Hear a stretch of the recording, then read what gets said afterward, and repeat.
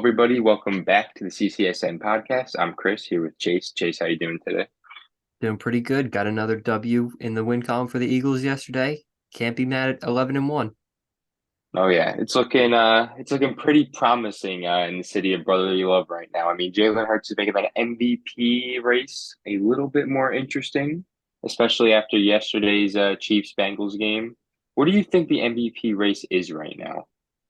I still have to give it to Patrick Mahomes. Honestly, I think he's been by far the best quarterback in the league. When you're watching him play, the eye test tells you that. The numbers will back it up. But what really makes me feel great about Mahomes this season is doing it after Tyreek Hill left. That was a huge talking point coming into the season. Yeah, the narratives, it gets a little bit boring to see the Chiefs just continually win game after game, year in and year out. But that's what the MVP does. And that's who Patrick Mahomes is. And when you've got that guy on the field, no matter what, you're always going to be in every game and arguably favored. So, as great of a year as Jalen Hurts is having, I mean, he's done it in so many different ways. I don't think he's right on that level of Patrick Mahomes yet. I do agree with you. I think it's going to be a pretty close voting session, though, if I'm being honest. I think Jalen Hurts is going to make this push towards the end of the year right now. And especially after that game yesterday against Cincinnati. I mean, I have to give Cincinnati's defense their flowers. They really gave Mahomes trouble yesterday. And this was an impressive win for the Cincinnati Bengals yesterday. I mean, Joe Burrow, man, undefeated against Patrick Mahomes, and he comes to play against the big names. Yeah, I love Burrow. That's kind of just his MO, man. He's got that we talked about in the last episode. It's just irrational confidence. It's like you can call it swagger, irrational confidence. It's the same thing, but it's that kind of that mentality that keeps you in those games. Like what really, I mean, the defense, I got to give a little bit more credit to because they, like you said, they did great against the Chiefs. But Joe Burrow, he shows up in those games. He makes the throws when it happens. I mean, you want to talk about a winning quarterback? Joe Burrow is the guy to me that feels like you put that guy out there. He might not have the most talent, he might not have the best arm, but he's going to make the winning plays for you. Yeah, I mean, I agree with you. There's been the talk of the past couple of years now. What's the next Brady versus Manning?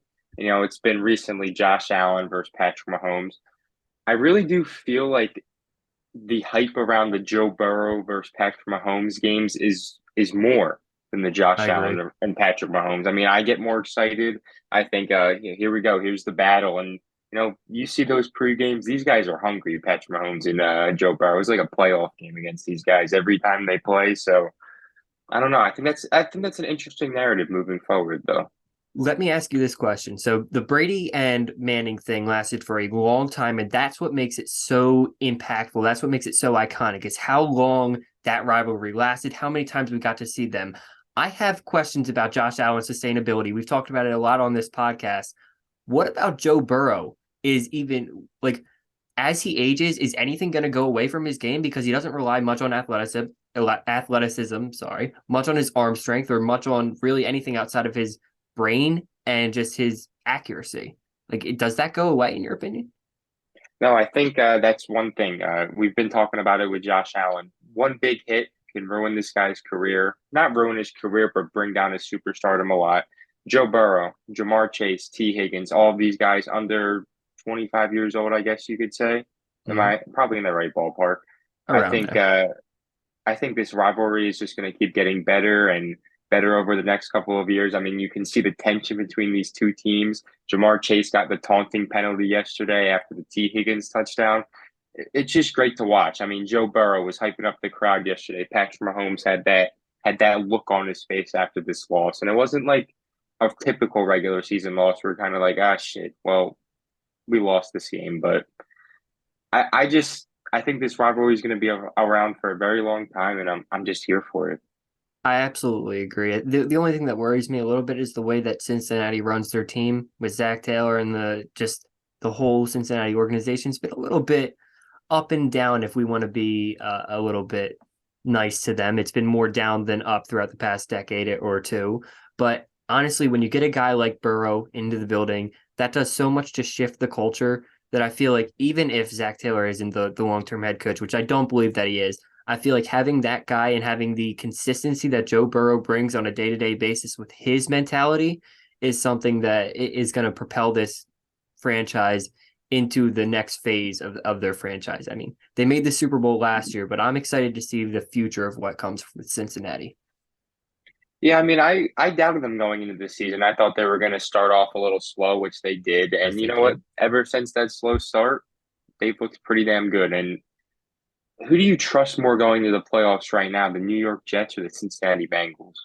The Bengals. I think they've been there. They're much older. They're a more veteran, experienced team, and I trust their players a little bit more. I trust Burrow better than Mike White or whoever's quarterback in the Jets at that day. I think that the wide receiver weapons, while they're good in New York, I think Jamar Chase, T. Higgins, and Tyler Boyd is. I think that's the best wide receiver group in the NFL. And then you add in Joe Mixon and Hayden Hurst, who's been a very, very underrated pickup. We've been all on that this year. And couple that with a very solid defense. They just lost to Wouzier for the year, but um, I do like where their defense is at. Dax Hill has kind of filled in that role a little bit, and it was productive against the Chiefs the other day. And if you can be productive against the Chiefs, you can be productive against any team because who better than the Chiefs? Yeah, exactly, exactly. So I mean, what are the standings right now? Ravens pulled out that win yesterday against Denver, and Ugh, that call that a was win if you want.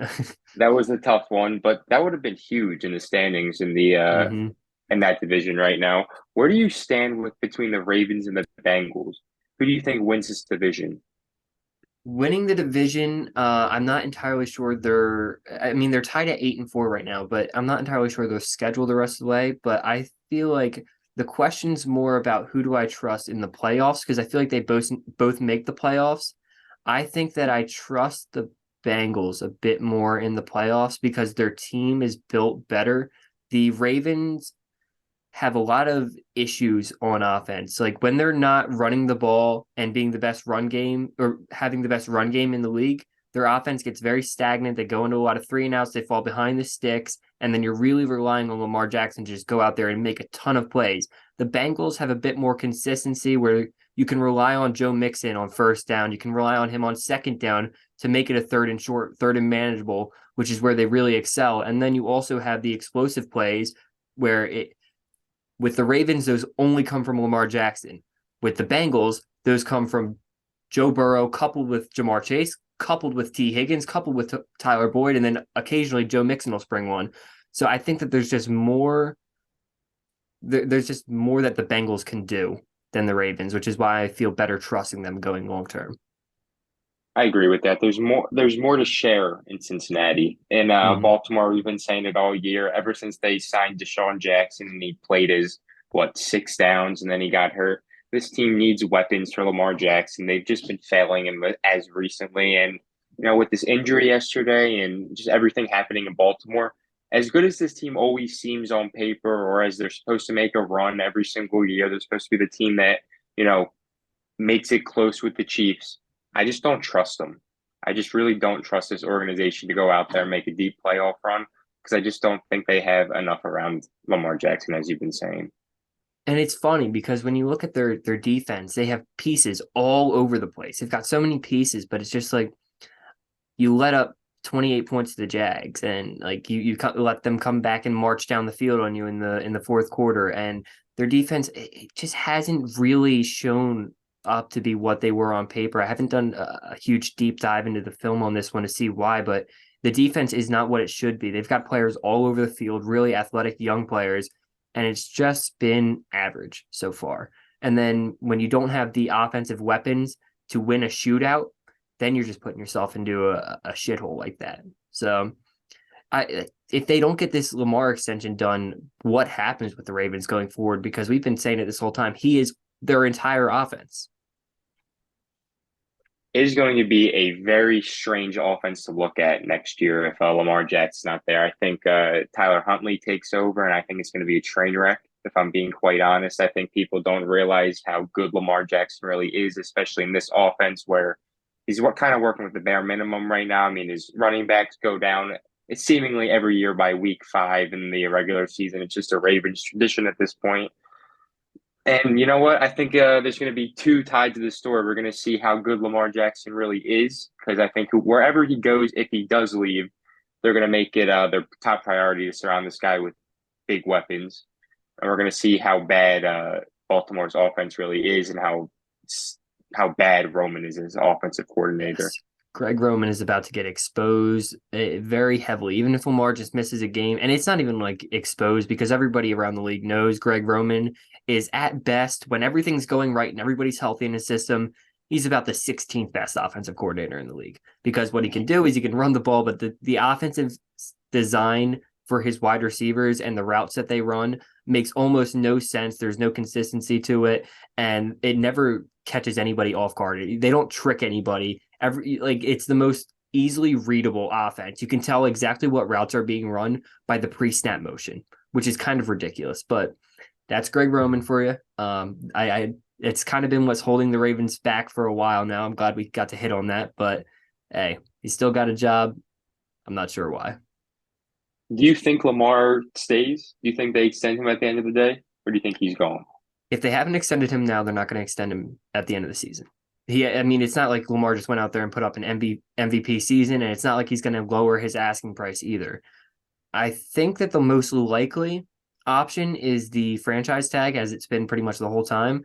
But this injury, depending on the severity of it, might throw a wrench into that. Are they willing to franchise tag him if he's injured? I don't know. It depends on how severe it is, and is he ready? I'm sure he'll be ready for next season, considering he's probably ready for Sunday. But it does throw a wrench into things, and it lowers his value on the market, but it doesn't in his mind. So that it's going to make it a lot more difficult than it already is, which has been a very difficult situation to get a handle on. But I think the Raiders are a sleeper team here for Lamar Jackson. I think that I like that. if this doesn't work out and none of it happened or none of it works the way that it's supposed to, they might end up just saying this Carr Adams thing, it doesn't have we don't have enough time to make this work. Our roster's a little bit older, and we can't spend 5 years with Josh McDaniels. Bring in Lamar Jackson. It's a running game coordinator or running game head coach, as I should say, already, and you've got the pieces around. Why not? If you can go make that move, do it. So, what do you think happens with Derek Carr though, and Devontae Adams, and where do these guys go? Well, I think at that point Devontae Adams would stay because it is actually a quarterback upgrade. And while he did go for Derek Carr, I think that Lamar Jackson's a good consolation prize. I think that Derek Carr well, it's not even I think he has to get traded there. I think that the Bucks would be the best option for Derek Carr, a team that doesn't really want to just go into a rebuild yet. They've got a lot of talent on their defense. They've still got some weapons there. Mike Evans is still in his prime. Chris Godwin's still in his prime. They've got a semblance of an offensive line coming together now these past few weeks, and they've got Rashad White, who's pretty good. Bring in Derek Carr, see if he can be closer to what Tom Brady was 2 years ago than Kyle Trask can be. Do you see? This is the weird thing with Tom Brady. There's all these rumors. I feel like I've been seeing a different rumor every single week. I mean, that's just the thing with Tom Brady. There's the rumors of him going back to the Patriots, which I don't buy at all. There's the rumors of Nope. him retiring next year, and there's the rumors of him wanting to play for up to 2 more years. So where do you stand with this right now? I think if anything, he returns for the Bucks one more season or he retires. That's my final stance with Brady. I don't think he goes to a different team. I'm not within the Brady camp. I don't know what the hell Brady is thinking, and we've seen a million times where people have speculated in a million different ways. But never in my life watching football have I watched Tom Brady and said he's about to retire after this. Like this is it for him.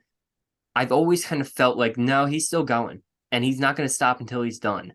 But I'm watching this year, and while the arm, he's still very talented. He's not lost a step talent wise, and I don't think he ever will until he's 60. But he seems a bit more mentally checked out. You don't see the same invigorated, like animate Tom Brady on the sidelines that you normally do. And to me, that tells me that he's about done mentally. So whether no matter what happens this season, I don't think he's coming back. I don't think he's ready to go to another team and redo this whole process. I think that it's starting to feel like the retirement tour for Tom Brady. It'd be I won't believe it till I see it though with Tom Brady. I won't believe it until he doesn't have that contract signed for opening day. we saw it, and then it still happened where he came back and That's played. Like what we saw him retire and he came back. So I'm not even saying I won't believe it till I see it. I just because who know you can see it and it's still not true. That's how it that is is with Tom true. Brady. So I'm trusting my gut on this one, and I feel deep down that this is it for Tom Brady. He's taking off the cowboy hat and hanging it up on the coat hanger, calling it a day. Well, he plays a big game tonight against the Saints, who've had their Yep. number of recently over the past couple of years. I mean, the Bucks kind of need this win too. I mean, bad loss against Cleveland last week, and need this win to motivate you going moving towards the playoffs. I mean, Chris Godwin's been stepping up as of recently. Mike Evans has struggled as of recently. So I'm excited to see what happens tonight with that. And let's see if Tom Brady brings the energy, breaks another iPad. They have to change another rule for him I think they will not. I think that Tom Brady will be a very calm man on the sidelines as he starts drifting towards retirement. as he goes into the sunset. Alone though, sadly. Alone. But Alone. Yeah, very sad. anyway, how about Jimmy Garoppolo yesterday? How about that whole situation in San Francisco? Yeah. What's going on for the 49ers right now? I mean, Baker Mayfield just got cut. They can go down that road, I guess, if you want to test that out, test those waters. So I mean, there are some options, but are there really some options for San Francisco? You could go Cam Newton, you could go Blake Bortles. Yeah, there are no actual options for San Francisco outside of kind of if there was a good quarterback out there that had NBA NFL potential, then he would be signed to a team. There's not just good quarterbacks floating around there. I mean, you could say Baker Mayfield, but there's a reason there was only one or two teams interested in him. So I think that you just kind of stick with Brock Purdy. Brock Purdy played very well the other day. It was 25 for 37, 210, and two touchdowns. Uh, all we've been saying about Jimmy G is that he's a game manager. And I don't think that it's impossible to believe that Brock Purdy can come in and be a game manager. How often do we see random quarterbacks come in and say, yeah, you know what? They can do the bare minimum. Taylor Heineke, um, Jacoby Brissett.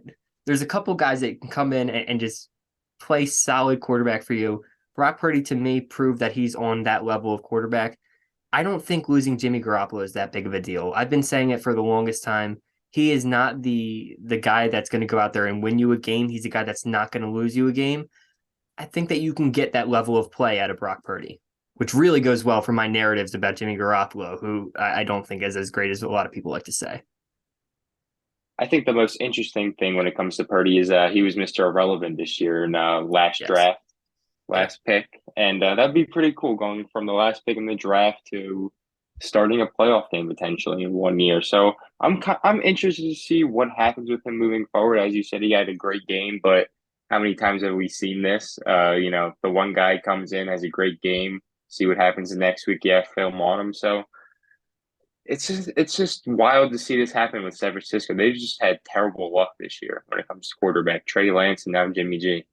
Yeah, I mean, we like to talk about luck, and I think this is more of a luck one, but the Niners are guilty of this more than any other franchise, and it's betting on injured players to not be injured.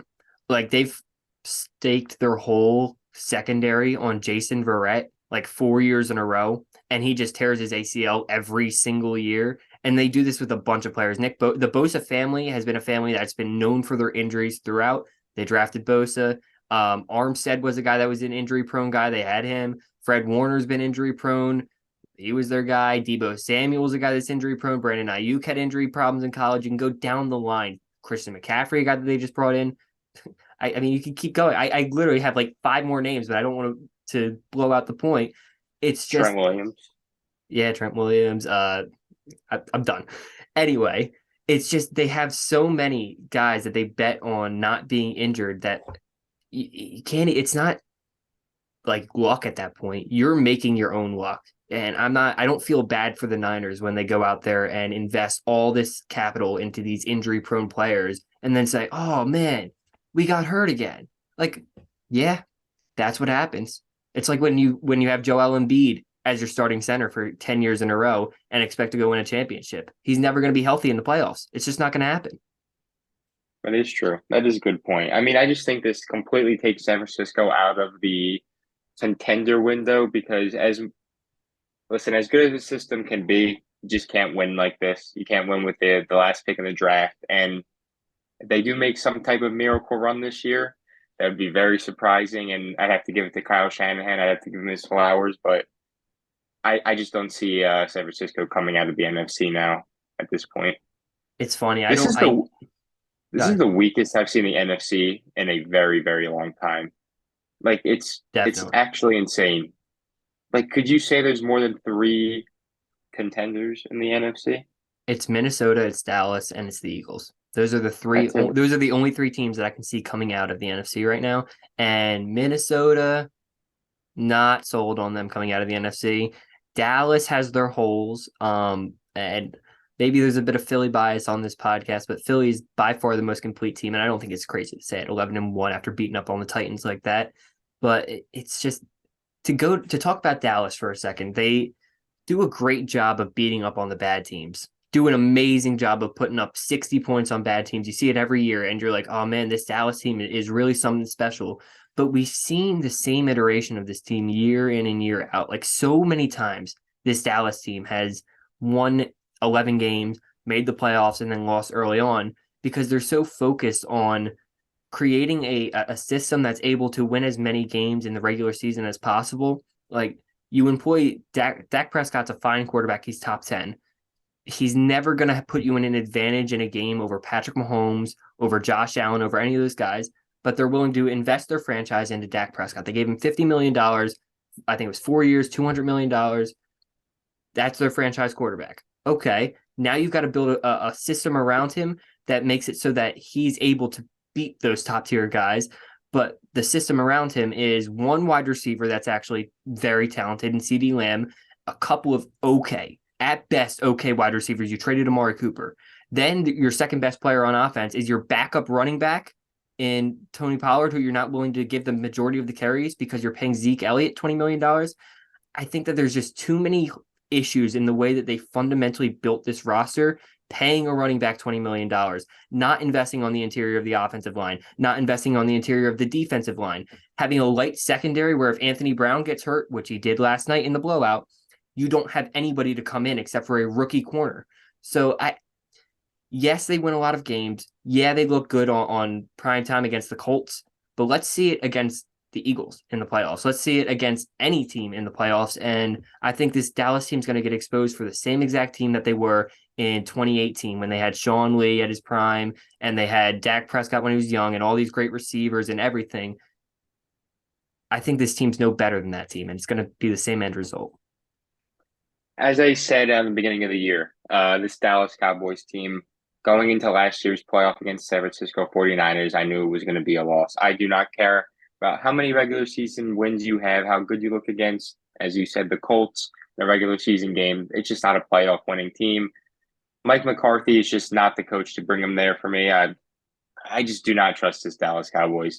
As you said, it's the same thing every single year and same team, same iteration. So And and with Minnesota, God, I want to talk about Trayvon Diggs for a minute here, because he started out the season where he wasn't biting as much and he looked a little bit better. We're starting to see him revert back to the old style of play a little bit where their secondary has performed very well on paper, but I see a huge fall off, like a cliff at the edge right here because they're about to start playing some good passing teams. They just lost Anthony Brown, and Trayvon Diggs is really reverting back to the old way of play. The play he got beat on a double move last night for a touchdown where he was literally just on the ground and he was out of the play. Those were the plays that we've seen from Trayvon Diggs his rookie year and last year that led to him being the most inconsistent corner in the league. And being inconsistent at the cornerback position is not what you want to have.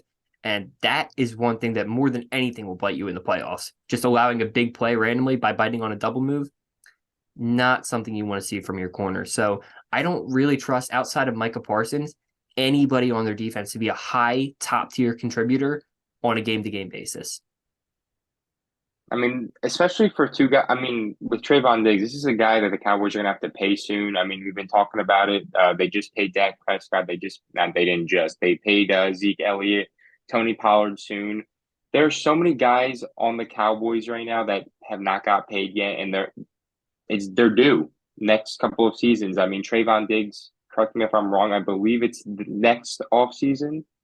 Michael Yeah, Parsons, yeah. one more. So, I mean, these are big names you're going to have to fill in soon. And how many more years do you have left with this roster if you're the Cowboys?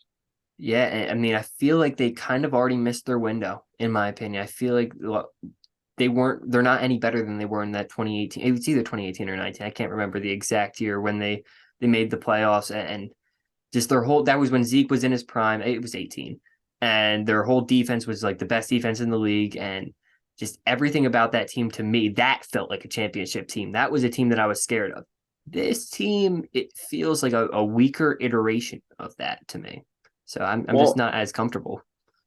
and then I look at the first triplets playoff appearance for the Cowboys. I mean, remember after they made that big Amari Cooper trade? I mean, that was supposed to be a big the big turning point for this Dallas team. And again, they just don't have enough. And that's where I stand with Dallas. But Minnesota, yesterday against Mike White, I mean, this was the biggest quote that kind of just made me think to myself, man, this is not a championship team. The defensive coordinator said, might not be pretty. Our defense might let you get a lot of yards, drive down the field, but we make the important play.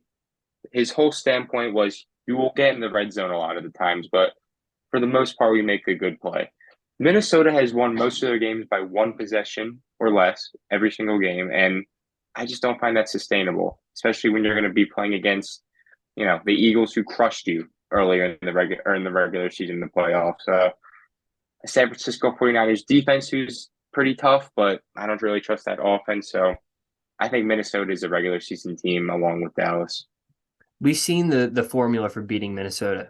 It's locking down Justin Jefferson, which the Eagles were able to do with bracket coverage and Darius Slay playing a very good game. And it's just kind of sitting back and letting Kirk Cousins beat you instead of anybody else. Steve Kirk Cousins can beat you. And there have been a couple games where he did. In that Patriots game, Kirk Cousins was able to go out there and beat the Patriots, which was something that, hey, that's a sign of something we haven't seen at all from Kirk yet. But do I trust Kirk Cousins in the playoffs? No. Do I trust like their entire defense in the playoffs, which is it's starting Patrick Peterson at cornerback one? No. Harrison Smith is kind of taking a step back athletically, and it's about time. I mean, he played a great game the other day, but he's still taking that step back now. He doesn't have that athleticism to get sideline to sideline like he used to. He's more anticipation now. I'm not sold on a lot of parts of this team. So it's a good team, and like you said, when it comes down to it, they're better than most teams, and they're able to make plays when other teams can't make plays because Justin Jefferson is so much more talented than most players and most defenders, and Daniil Hunter he's a freak off the edge, and they've got a couple of players that are like they're able to go make those plays, like their coordinator saying. But that's not the way that you want to build your team. That's not a sustainable method, especially in the playoffs, where everybody and the skill gap starts to close up and players start to get a lot closer in talent. You don't really want to be relying on your players being that much better than everybody else when they're just probably not going to be. Especially, yeah, as you were saying, Patrick Peterson as your cornerback one yesterday late in the game. They had a 31-year-old Patrick Peterson on a 23-year-old fast Garrett Yeah. Wilson, and we all saw what happened with that. Garrett Wilson had over 150 yards, absolutely It torched that secondary it yesterday. was like that video of Udonis Haslam guarding Jason Tatum. Like, God damn, man, what are we doing out here? This is 2022. And It was just an it ugly. went I the mean, same. he just torched him. It Mm-hmm. was like the same thing. That was a great comparison right there. But I mean, I just cannot see this team blocking up a insane offense in the playoffs while having to go against a tough defense. I just don't see Minnesota like slugging it out against the best. That's basically the best way to put it. Yeah, they're not a complete team. They don't have the linebackers. Like we started this episode off by talking about how many different things the Eagles can do and how many different ways they can beat you. They just ran for 100 or no, it's 300 yards against Green Bay in the game. And then they come out here and throw for 400 yards against the Titans. Two good teams, two good defenses in a different way. The Vikings are a team that's built to win one way every single time. They're going to start on first and second down and get into a third and manageable with Dalvin Cook and Alexander Madison, and then they're going to go to Justin Jefferson. It's not going to be anybody else. I mean, I want to check this real quick. There was nobody else with over 4 receptions on the team outside of Justin Jefferson. After TJ Hawkinson with 4, the next closest guy was 2. They only throw to Justin Jefferson in these big situations, and why not? He's the best player in the league. Why not? Is because when it comes down to it, they're going to bracket the guy, or they're going to take that away by scheming that away because they do the same thing every time. So it's just not an offense that's got enough facets or a defense to guard the run game and the pass game the same level and to do the same thing on offense. I feel like their defense and their offense are very similar in what they can and can't do. That is a good point. I mean, yeah, Minnesota right now, I mean, they're kind of slated as the second best team right now in the NFC, right behind the Eagles. Okay, if we're talking top dog, we've kind of discussed that already. We both have the Eagles as our number one, not just because we're Philly fans, just it's pretty clear right now they're the number one team in the NFL. Who would you have as your number two, though, Minnesota or Dallas? Who do you trust more if they were to meet in the playoffs? I think that both of the teams are built the same way. I mean, I think that's kind of the point that we're circling around to here is the good team, the team that we have number one is the most complete. Cowboys, they have a way that you can beat them.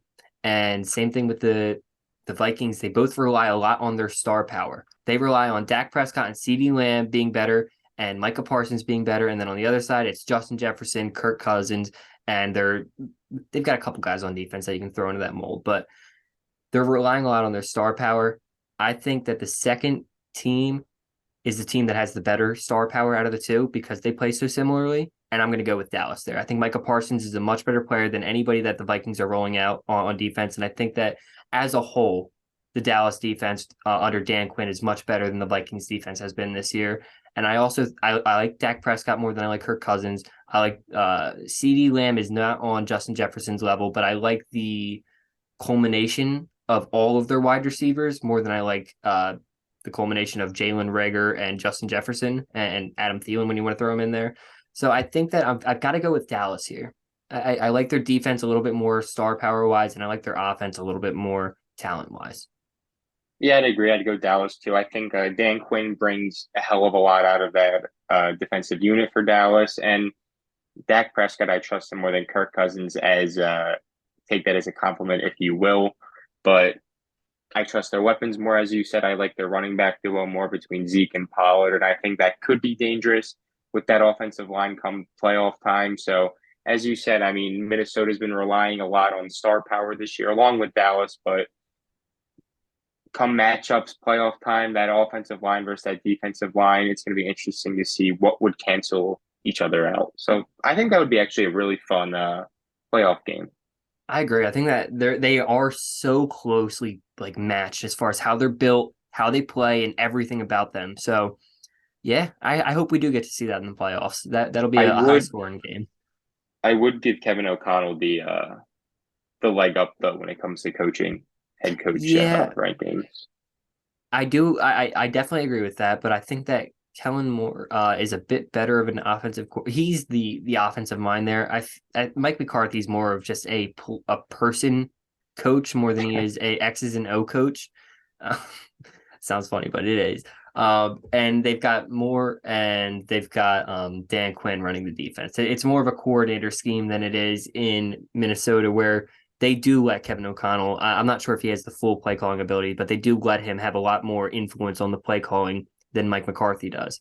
And it kind of becomes a moot point there. I think you're a little bit higher on O'Connell than I am, but I think it's a bit moot because I like Moore and I like Quinn a lot as far as what they do for the teams. And I think Quinn's probably the best defensive coordinator in the league right now. So I think coaching as a whole, I think it's fairly even. I get that. I just really like what Kevin O'Connell's done for this team. I mean, going into this year, we all, the narrative was Justin Jefferson's going to get 3,000 yards. He's going to have 500 touchdowns. I mean, the touchdowns numbers was a little lower than I expected going into this year, but the way he's been using Justin Jefferson, the way he's been, you know, changing the way Kirk Cousins kind of has to play a little bit, which he has since he's come to Minnesota, and that was one of the biggest reasons he came to Minnesota. He loved working with Kirk Cousins and that relationship. So I really think that is just such a strong point for this team.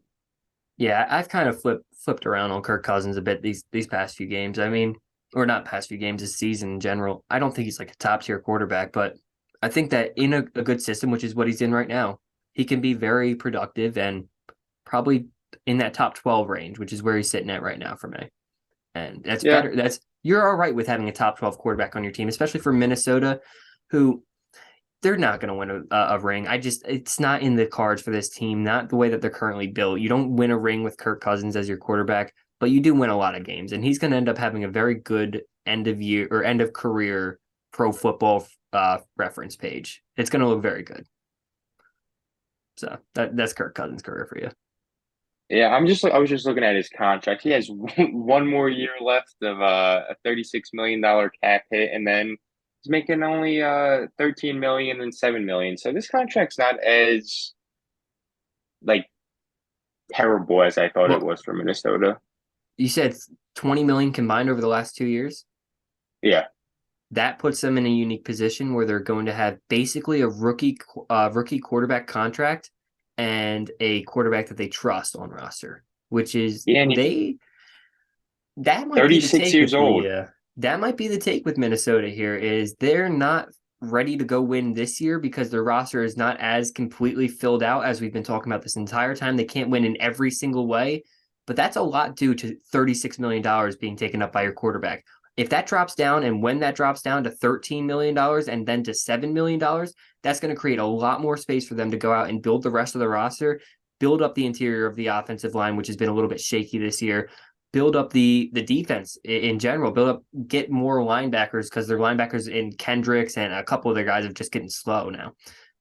This might be a team that can win in 2 years, maybe towards the end of Kirk Cousins' career, and we see him take a little bit of a Matt Stafford turn in the way that people look at him and start looking at him as a top tier quarterback, I should say. That's interesting. Yeah, that who would you rather have right now though between Kirk Cousins and Matthew Stafford? I mean, imagine me asking you this back in February of last year.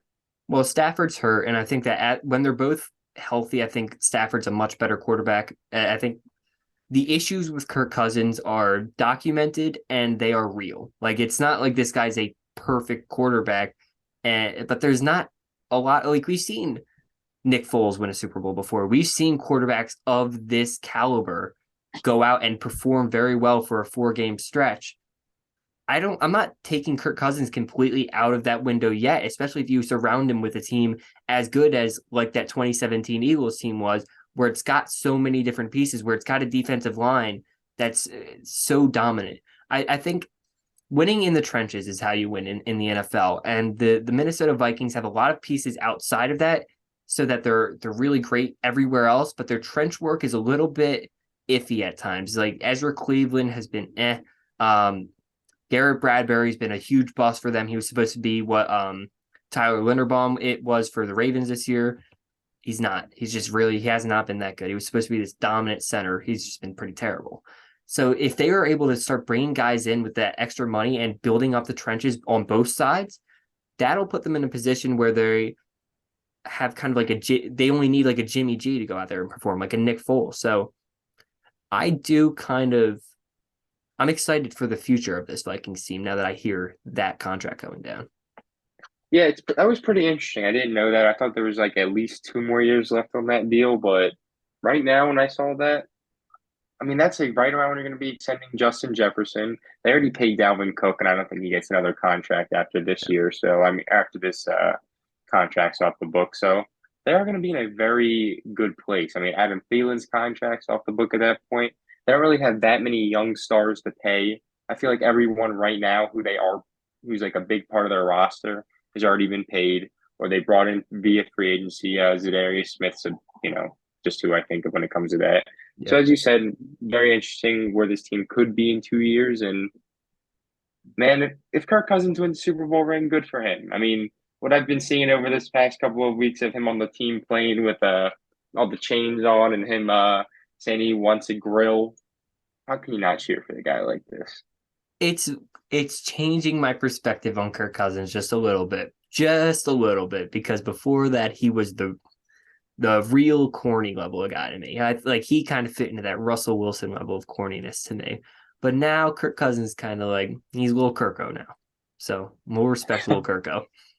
But I feel I like I feel like no one really like saw this side of Kirk Cousins. Everyone just saw him as like the you like that video and then just having a bad Monday night yeah, record. And that yeah. was just Kirk Cousins. But then we kind of saw his personality a little bit and you're like, all right, I can rock with you, Kirk. You kind of remind me of my cool uncle. Like I all right, Kirk.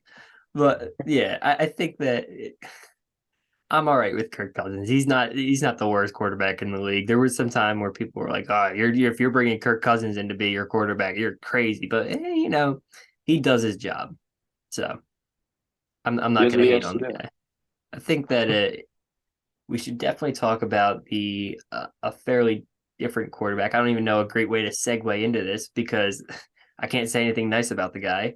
But the Predator made his return last week or Ah, yesterday, I should yes. say. Yeah, I think that we definitely have to cover that. He was terrible, absolutely Spike, terrible. Spiked the I was ball just, behind him, which I thought probably could have been a fumble, but they didn't call it that.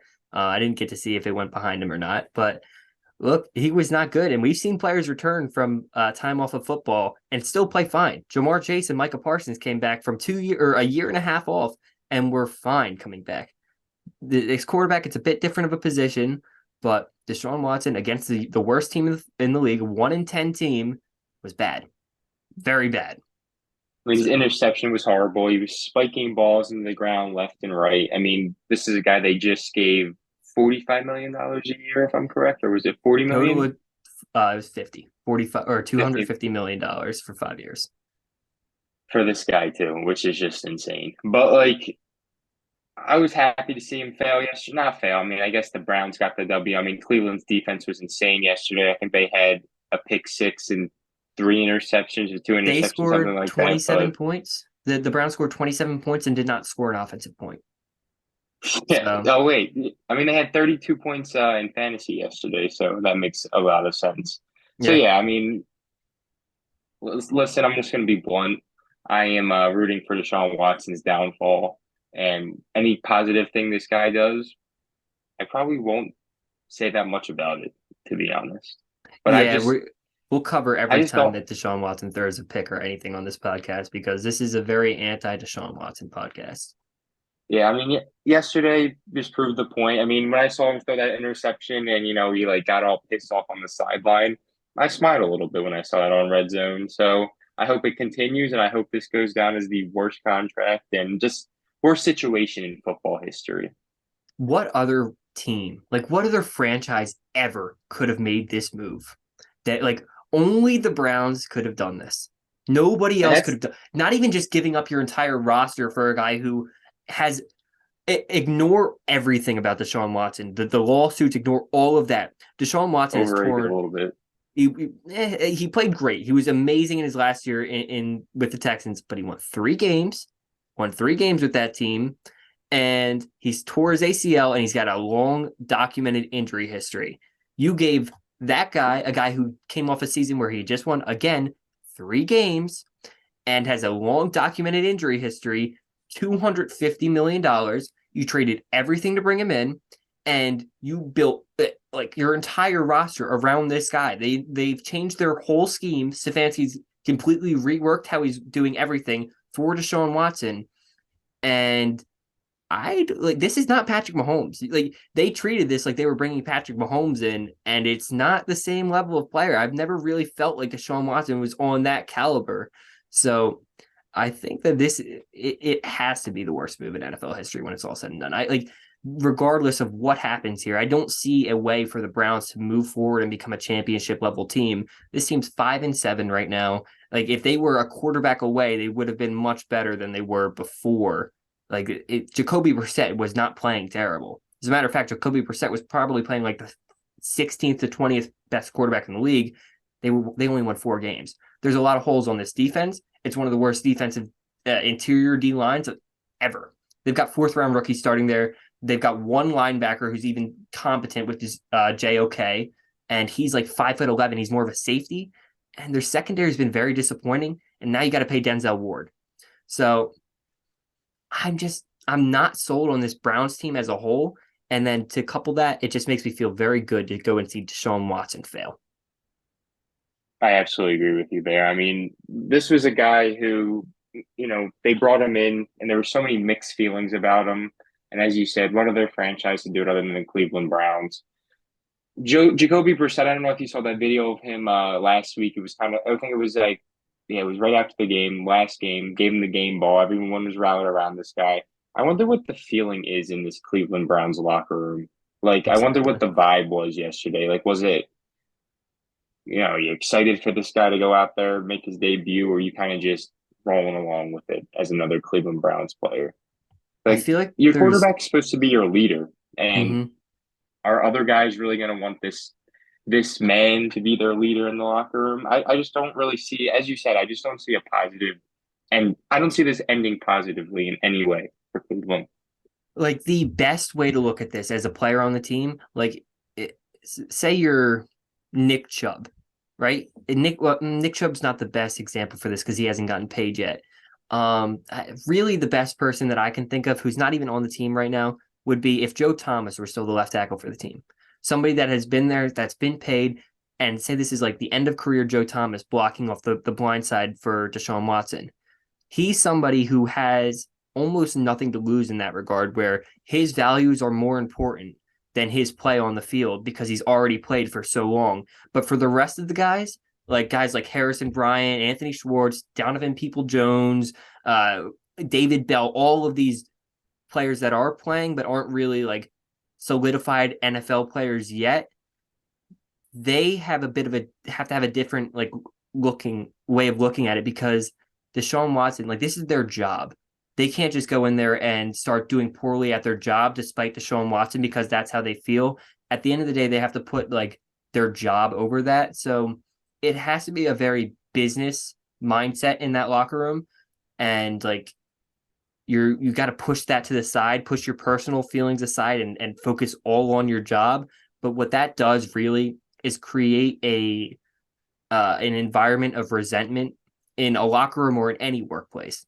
If you're there and you're forced to only focus on the job instead of yourself and the way that you feel, it's always going to breed a resentment for that.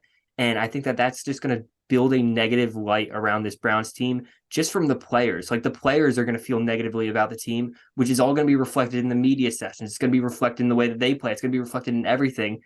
Bringing a guy like Deshaun Watson into a locker room with other adults, other fathers of daughters, or it's just like it's not something that is going to end well, in my opinion. I mean, yeah, we've talked about this multiple times on this podcast. I mean, for a team to really be a winning team or a contender, at least in my eyes, they have to enjoy playing together. They have to feel like a family to some degree. I mean, we've seen this the Bengals last year, the Chiefs, it seems like to be every year. I mean, Travis Kelce and Patrick Mahomes seem to like be best friends. The Eagles, all these teams, the Vikings, and you get my point. All these teams enjoy playing together. They seem to just love each other, bond together. They love what they're building and on their respective team. In Cleveland, I just don't see this happening, and that's just a big thing for me. You gotta love playing together. You gotta really respect your teammates, and in Cleveland, there's really no path for that. Yeah, it's I don't really know. I'm not. None of us are in the locker room. None of us get to see what's actually going on. But just imagine if you were in a workplace environment where you're somebody was brought in and was brought in under completely different standards that you were. Like they can break rules that you can't break because they are supposed to be good at the game. Once they start playing like this and they start putting up 12 for 22, 131 yards and a pick against the worst team in the league, then it's like what you're sitting there and you're saying, what if he's breaking the rules because he's better, but he's playing like that? Then what are we even doing here? Like now I've got a real problem. I think that the NFL just set a bad precedent by not suspending Deshaun Watson for longer, and the Browns coupled that by setting an even worse precedent by trading for him and signing him to 100 or $250 million.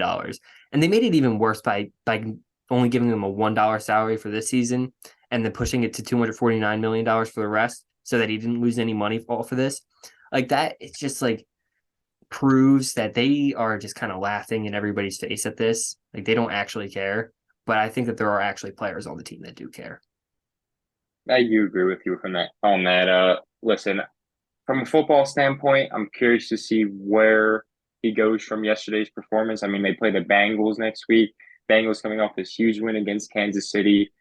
Let's see what he can do. I mean, he got his rust off, butterflies out, whatever you could say from Deshaun Watson's point of view from this. Let's see if he can play still. And you know what? As I said, I'm really hoping the Bengals give it to him. I hope Joe Burrow goes out there and throws for 500 yards, and I hope Trey Hendrickson has 6 sacks. So that's where I'm sending them from this point, and But I that's will the not other say side. anything positive.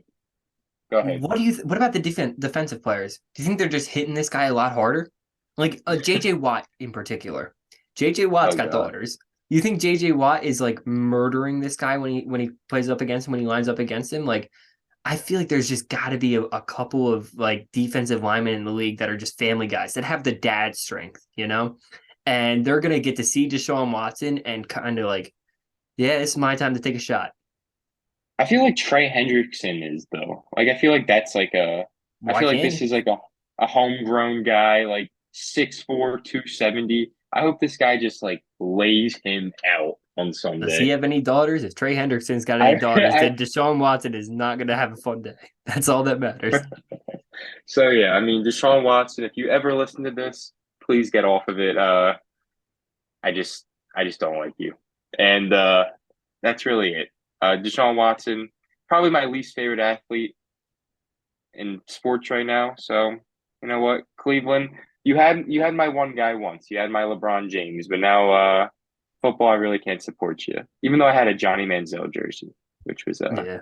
pretty Well, funny. hey, Johnny Football's different, man.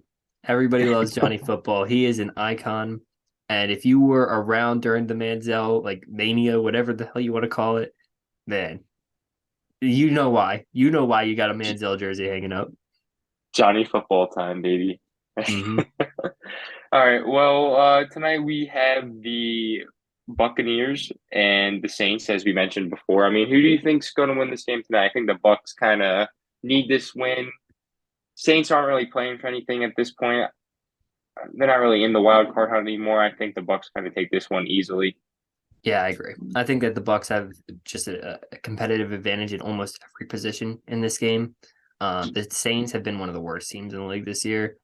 The only thing they could be possibly playing for is because they don't have their pick. It's kind of for pride at this point. And the Saints, they have had the Bucks number so far, but I do Yeah. think that this is a game that Tom Brady comes out there, and it might not even be a game that Tom Brady goes out and dominates. I think this is more going to be a defensive game from the Bucks where they just shut down everything. The interior of their O line with Cesar Ruiz is bad. Vita Vea is going to eat him up, and I think that that's just going to be the whole game. They're not going to get anything going on the ground. Alvin Kamara is going to get stopped for like -2 yards for the first couple gains, and I don't see a way that the Saints can move the ball down the field consistently. It's just they don't have the Yeah. firepower. I think it's going to be a forgettable game. I think it's just going to Yeah. be a pure dominant Monday night game. The Saints are probably going to score. I could see him scoring 10 points today if I'm being in all honesty. I think it's going to be a complete, just dominant game, as you said, by this defense. 20-10. It'll be 20 to I 10 to the like that. Bucks. Tom Brady has like one touchdown. Rashad White takes over from the rushing Yep. game. Clearly a Tom Brady game. A But clean win for the Bucks. and he posts that those one of those W videos after, just a classic Tom Brady week. 6-6 W video. On the way to the playoffs. But as we talked about earlier, from that Nick Wright standpoint, he's going to clear into this playoffs with 8 or 9 wins, and you can never count Tom Brady out. Are they? Because they say they win today. They're at 6-6. Then they've got the Niners coming up. I don't think they win the Niners, even with Brock Purdy at quarterback. I just I don't see it. I, It's I in San Fran, and I think that's a game that San Fran wins there. The Bucks' strengths right now are the quick game, and that's always been Tom Brady's strengths, but they're good in the quick game. The Niners shut that down. Fred Warner and Bosa and their interior D line, everybody on that defense, they just shut it down. They're they're susceptible over the top, but that's not what the Bucks do very well. So I just don't see them winning that game. But then they come back with the Bengals the next week. So that say they split those games, which would be a miracle for them. They're at 7-7. Then you finish with the Cardinals, the Panthers, and the Falcons. Yeah. I think they go 2-1 of those. So I think I'm not even looking at it from that stand. I think this the division is so bad. I think they're going to get in the playoffs no matter what. I mean, you have three teams right now who have kind of been battling for worst team in the league, top five worst team in the league. I mean, look at this. Look at this division, man. It's they're horrible. I just talked myself through it. They're gonna end up 9-8, just like Wright said. And because they're gonna win, they're gonna lose two more games, but they've got six left and they're four easy games in there. 9-8. That probably puts them in the wild card. They're gonna have to play the Giants. So we'll see what happens there. Um, yeah, they're gonna. Jesus Christ, is Tom Brady gonna do this again, man? Like we said, you're talking about how bad this team is in a couple different ways. Like their only quick game, they can't do anything downfield. They don't have this great defense. It's not as great as it was before, at least, but they're still going to finish in the playoffs. And I don't care. I don't want to see Tom Brady in the playoffs. We were talking about how great and how like completely dominant the Eagles were. This is a year removed from the Bucks absolutely demolishing them in the playoffs, absolutely making them look silly. So, man, how does this keep happening? That's all I can say. I genuinely can't think of anything. How are they in this point? It's just Tom Brady, man. That's what he does. He's in his own league. I guess so. Shout out the. But here's the funny thing. I heard this point. 16 of like the years that Tom Brady's been in the league, he's been in by like record the worst division in football. Like it just shows how much luck it kind of takes for everything to come together perfectly in sports. A lot of people don't chalk anything up to luck. Like, yo, you make your own luck. But yeah, there's a little bit of things that just kind of happen. And Tom Brady being in the two worst divisions in football his entire career, that's one of them. I mean, he was sort of in the AFC East when the Bills and the Jets were just they were just sort of laughed at for like a 15-year stretch, I feel like, of just Mm-hmm. being like completely horrible. Even the Dolphins, you can throw them in there for a couple of years. And then, he leaves there, becomes top two division, and now he's in the worst again. So as you said, the Who luck is was the just best coming. quarterback in the AFC East while Tom Brady was there? Was Ryan it Fitzpatrick. was it Fitzpatrick? Was it Sanchez? Was it Ryan Tannehill? Like that's all I gotta say, man. It's There has not been any good quarterback like Tom Brady. I love his career. He is the GOAT, but he's gotten a lot lucky. So oh yeah. I mean, hey, you'll take the luck though if it leads to rings. I guess It's so. it's just part of sports. A win's a win, as they say. A win is a win. It's true. But hey, I mean, you have anything else to say for today? That's Wrap it about it up. for me. Hmm. All right. Well, guys, thank you so much for joining us today on the CCSN podcast. Make sure to follow both of us on Twitter. Chase, you are Chase at CCSN, and I'm Chris at CCSN. Make sure to follow us on Instagram at CCSN Sports. Guys, thank you so much, and see you next week.